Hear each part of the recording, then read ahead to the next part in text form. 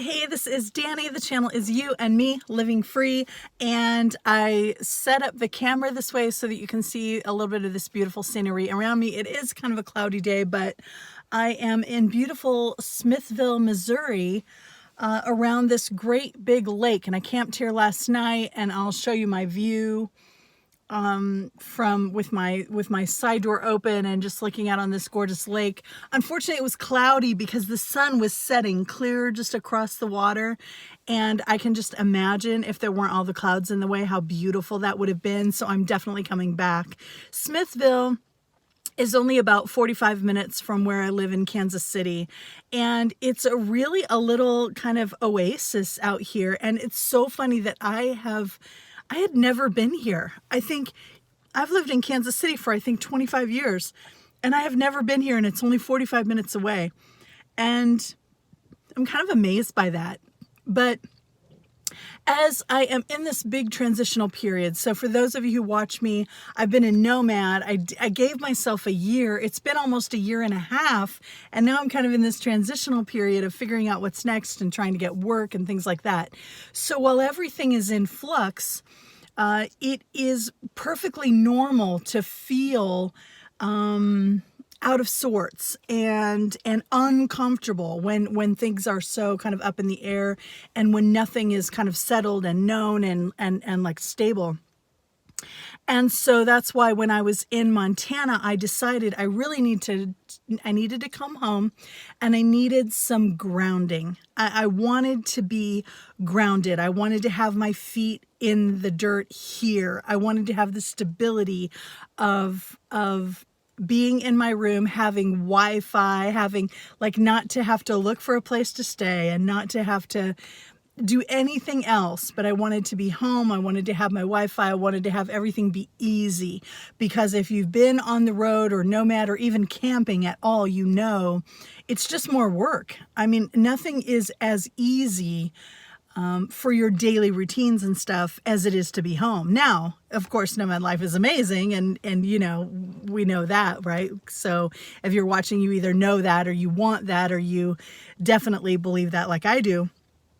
Nomad life is freaking amazing. But so in this transitional period, so there's a bunch of little things I just want to talk to you about as I catch you up to date, kind of a little life update, a little what's going on now. So the Gutted event is coming up in another week or so. It starts, I don't know, October 4th through the 9th, I think. So another week or two, week and a half, it starts. And this is where it is going to be held, is at Smithville in this campground. It's called Camp Branch. And at the end, I'll show you a video of just kind of driving in so you get the feel of it out here. It's a cloudy day, unfortunately, but I'm telling you, it's a gorgeous area. And there are lots of great trails and stuff out here too. Trails that you can do. There's a great big paved trail right where I am that walks around the shoreline. And I'll show a picture too of Smithville Lake itself, because you can just see, like a lot of lakes, it just has all these, there's so much shoreline because of all the ins and outs, right? The little inlets and stuff. So I'm on a little I've got an inlet right here and another one behind me. This jaggedy edge makes for a lot of lakefront property, right? A lot of prime spots for getting great views and great camping spots and all that. I think there's over 300 camping spots here. But so one thought that comes to mind is, you know, this has been here for 25 years and I've never come up here to enjoy it. And so maybe there are little things around you that you might take for granted, or that you might not know about, or maybe you've heard about but just have never been. And I want to say, especially while it's fall and while the weather is still good and you can still get out there, maybe to explore some of that stuff, because it's so much fun. And because I'll tell you what, yesterday, even when I just got into the van to think about driving here, even though it was only 45 minutes to an hour away, it was like just being in the van, having my cooler packed, like having everything ready to go, just gave me such a feeling of joy. There's nothing quite like it. And so, it doesn't necessarily have to be an 8-week trip. It can be an overnight or a couple of days or something and still bring an awful lot of joy. And one of the other things I love is at this time of year, there's no one else out here. I went over to the other parts of the other loops where they have electric and they have more hookups and stuff, and those all have people in them. I'm out here with no hookups. It cost me, I think, $24 for one night, which is not cheap, but it was worth it for me, for the view and everything. So $24, no hookups, but I'm completely on my own. There's no one else out here, which is just amazing. Like I said, lots of trails around. So do your own research, find somewhere close to you. And so during this transitional time, I'm just, like I said, when you're kind of all over the place and nothing can feel solid, I wanted to be solid on solid ground and be home because everything else is in flux. I've had all these kind of little opportunities coming to me. So I have started I'm still doing a little bit of marketing consulting. I have a couple of those little jobs. I also have, some, I was a life coach for 2 years. I've had some old clients who have come back who are asking me to do coaching again. So I've started doing a little bit of coaching. I've started getting really excited about the possibility of doing coaching again. But it's daunting to think about starting your own business and everything that inquires. I've been thinking about it for quite a long time, but it takes so much work to actually do that. So I'm not sure. So I'm thinking about that. I'm doing some coaching. I'm doing some marketing consulting. And I'm thinking about doing a little driving for like Uber Eats and stuff, just to kind of have that experience and have some kind of fun with it. If I do it, then I'll take you along because it's part of the journey, right? So this channel isn't just about van life. It's really about the whole thing. You and Me Living Free is about really having a dream and going for it and then watching life unfold, because there's a lot more to it. There's a lot more to living free than just actually doing it. There's a big space between like kind of wanting to do it and being able to do it and setting your life up that way. And so what I'm really in the process now of setting it up again, like what do I really, really want, and setting that up so that I can live free and not live so confined, so bound in by my own conditioned thinking and stuff like that, and also society, things like that. So having my own freedom to make decisions and some wiggle room to do what I want. And so that feels good. So a lot of these things are going on. At the same time, I am sending resumes. I'm sending resumes for remote work jobs so that I could do it from anywhere. And then I'm sending resumes for jobs local here in Kansas City, and also a couple of other just key locations that I've determined I would really like to live for a while at least.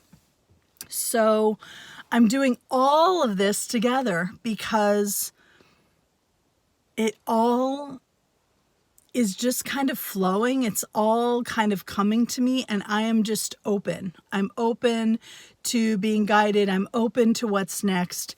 And until I get a really, really clear idea of exactly what is next, then I'm just leaving it all open and exploring a bunch of options and still having this free time.